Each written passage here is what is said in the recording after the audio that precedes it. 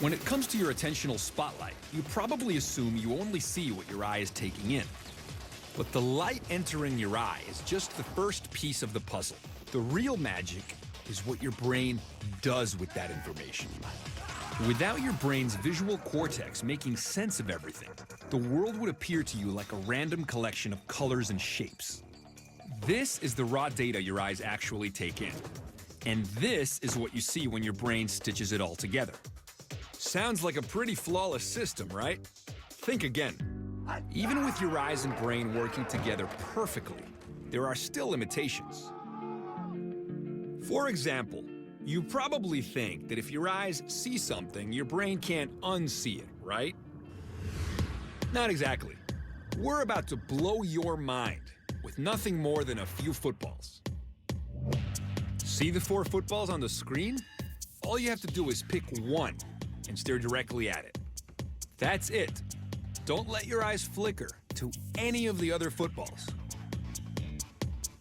Are you focused on one? Good. Keep looking at it, because right about now, something strange should be happening. Are the other footballs fading? Have any of them disappeared completely? We promise you, we aren't altering the image in any way. The footballs aren't disappearing from the screen. They're disappearing from your brain. And the reason why will amaze you. So why did the footballs disappear? It's because your brain decided that it wasn't in the world to begin with. Because the light-sensitive part of your eye is actually in the very back of the eyeball, it's up to your brain to figure out what stimulation is coming from the world and what's coming from inside your own eye. In this case, because the football stayed fixed in the same position and didn't play along with the rest of the motion, your brain decides that the football isn't in the world in the first place, and poof, it's gone. It's not just your brain that can miss things when it's trying to be helpful. The structure of your eye can also lead you to see less than you think. The fovea takes up less than 5% of the surface of your eye, but 50% of your brain's visual cortex is devoted to processing what the fovea delivers. This is why your fovea produces such a sharp, high-definition image. The other 95% of your eye, your peripheral vision, is very low resolution, like a cell phone camera from 1998. You have to ask yourself, if everything outside the center of your gaze is blurry, can you trust what you see? Let's find out.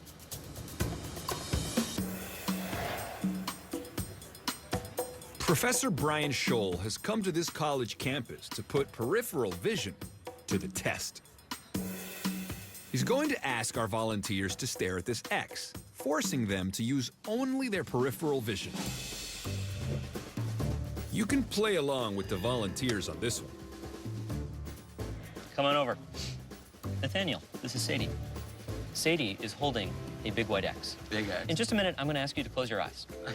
While your eyes are closed, we're going to bring out 2 more cheerleaders. When I say go, you're going to open your eyes for 1 second, then close them again. Okay. While your eyes are open, you are going to stare at that white X. That white X is your entire world now, okay?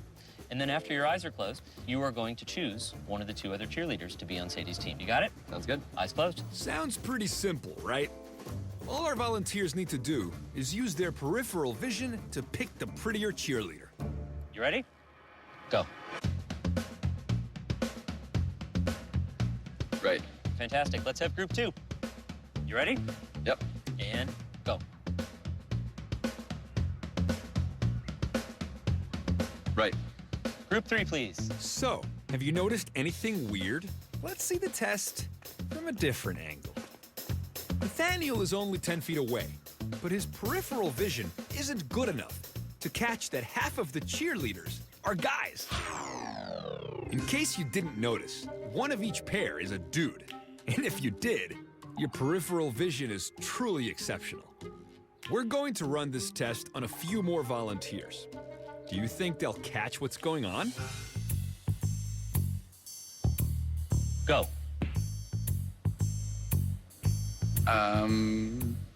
Left. Right. And go. It's your choice. Left.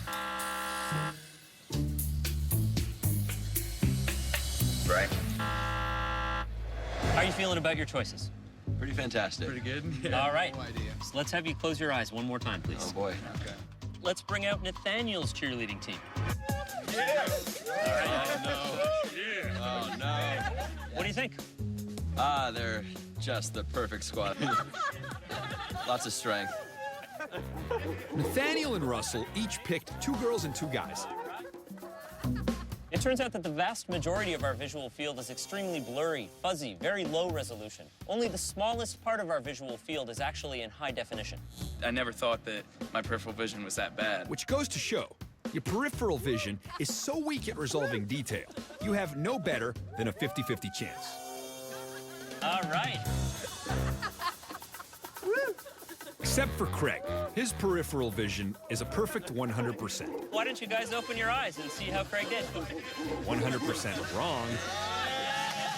Yep, he picked a full lineup of dudes. Oh, man. Eyes are a tiger. Dream team, right there. None of our volunteers caught on that half the people they were looking at were guys. Now, you may be thinking, there's no way you'd fall for this if you were there. You would never miss something so obvious as bulging muscles, hairy legs, and beards. When I first opened my eyes, I initially saw hair color, skin, width, height, and that was really all because it was just a blur. But while you might be laughing at these guys, let's see if you can do any better. In just a minute, you'll get a chance to pick which cheerleader is actually a girl. Let's just hope your peripheral vision doesn't let you down like it did them. Our last experiment revealed just how weak peripheral vision is at seeing detail. And if you think yours is better, here's your chance to prove it. You need to stare straight ahead at this X. In a second, we'll show you 2 cheerleaders. All you need to do is pick which one is a woman. Don't cheat and look away from the X. Ready? And make your pick. So, which one did you choose? If you picked the one on the right, you chose pretty wisely. But if you picked the one on the left, you might not be so happy. Yep, that's a dude. We gave you the easy one first, so if you're feeling good about yourself, get ready for the next one.